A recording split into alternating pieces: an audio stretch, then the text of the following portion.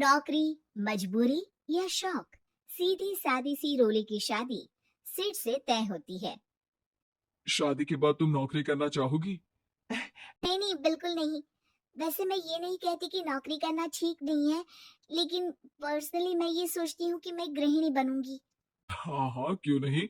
गृहिणी बनना भी आसान नहीं है। एक सफल परिवार चलाना किसी देश को चलाने जितना ही कठिन है। रोली को सिड का साथ और बात दोनों अच्छी लगती है। और फिर वो दिन भी आ जाता है जब दोनों की शादी हो जाती है। शादी के बाद ये क्या, सारा दिन किचन में कपड़े और चार दीवारों के आगे पीछे घूमती रहती है। जा बाहर निकल कर देख, कितनी स्मार्ट लगती हैं वो औरतें जो नौकरी करती है। हाँ, अच्छी तो लगती है सासू माँ, लेकिन मैं नौकरी नहीं कर सकती। मेरा मन घर के कामों में ही लगता है। अरे मेरी बेटी तो कमाती है, अपने को फिट भी रखती है और सास को भी खूब शॉपिंग करवाती है। अच्छी बात है ना सासू माँ। मैं तो जो है उसी में संतोष मान लेती हूँ। बरकत होनी होगी तो इसी में भी हो जाएगी। ये बोलकर रोली चली जाती है। एक दिन सास की सहेली घर आती है, जहाँ रोली उन्हें चाय के साथ कई तरह के पकवान बनाकर खिलाती है। अरे वाह, तेरी बहू तो बहुत गुणी है। कितना सब बना कर ले आई। मेरी वाली तो ऑफिस से आकर दो रोटी ही सेक दे तो समझो एहसान कर दिया। अरे ऐसा ना बोल, तेरे घर में दो कार, चार मंजिला मकान, और तेरे लिए जो वो अपने पैसे से साड़ी लाती है वो भी तो कितनी कीमती होती है। अरे मेरी वाली तो बस सारा दिन इन्हीं दो कमरों को ताजमहल बनाने में लगी रहती है। सहेली चली जाती है। कुछ समय बाद रोली को एक सुंदर सी बेटी होती है। अरे क्या सारा दिन उस बच्चे में लगी रहती है? माँ, मुझे ना एक मिनट भी छोड़ने का मन नहीं करता। देखिए ना, कितनी प्यारी है।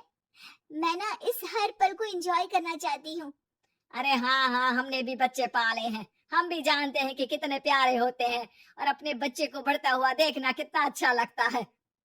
लेकिन एक दिन अचानक और रोली, एक बहुत बड़ी घटना हो गई। एक शॉर्ट सर्किट से पूरी दुकान जल गई।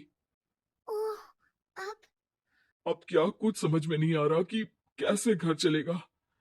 घर की पूरी गाड़ी पटरी पर लाने के लिए कई साल लग जाएंगे, और वापस पहले जैसे होने में भी बहुत टाइम लग जाएगा। रोली, रोली कुछ सोचती है, फिर अपने 3 महीने के बच्चे को देखती है और कहती है, आप कहे तो मैं नौकरी शुरू कर दूं? माँ मुन्नी को देख लेगी, फिर शाम को तो मैं घर आ ही जाऊंगी।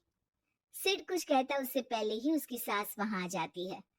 अरे हाँ हाँ, अब भी तुझे नौकरी करने के लिए पूछना होगा। अरे घर पर इतनी बड़ी विपदा आ गई है, तू है कि बच्चे का मुंह देख रही है? अरे क्या मुझ पर भरोसा नहीं है? अरे नहीं नहीं माँ जी, ऐसा क्यों बोल रही हैं आप? फिर क्या था, सिड से पूछकर 3 महीने की बच्ची को रोली सास के पास छोड़कर चली जाती है। शाम को ऑफिस से आने पर अरे सारा दिन इसने तो चैन नहीं लेने दिया, बस गोदी में ले लेकर घूमती रही, हाथ दर्द हो रहा है। बहू को बहुत गिल्ट फील होता है, लेकिन जब वो घर की हालत देखती है तो चुप रह जाती है। ऑफिस में सहेली कहती है, अरे रोली, तेरी तो बच्ची छोटी है ना, कैसे मैनेज करती है? कैसे मतलब? घर पर रहती है वो अपनी दादी के साथ। ओ यार, कितनी अच्छी है तेरी सास। मेरी सास को जब पता चला कि मैं नौकरी ज्वाइन करने की सोच रही हूँ, वो तो सीधे अमेरिका चली गई मेरी ननद के पास। अच्छा, फिर तू कैसे मैनेज करती है? अरे मैंने तो फुल टाइम मेड रख ली है। ओह, वो तो बड़ी महंगी होगी ना? हाँ यार, लेकिन कमाई भी तो हो रही है ना। यार, मैं तो कभी अपना बच्चा इनके मम्मी पापा के पास ना छोड़ू।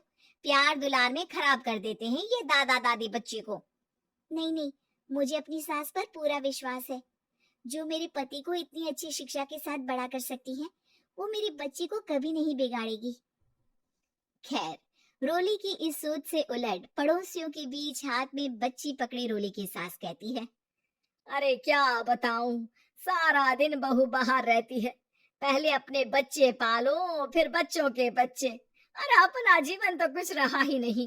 अरे नहाने भी जाती हूँ ना तो इसे साथ रखती हूँ, कल को कहीं गिर गई या चोट लग गई तो बहू तो हमारी खाल उखाड़ लेगी ना। अरे ऐसा भी क्या डरना बहू से, नौकरी थोड़ी की है उसकी।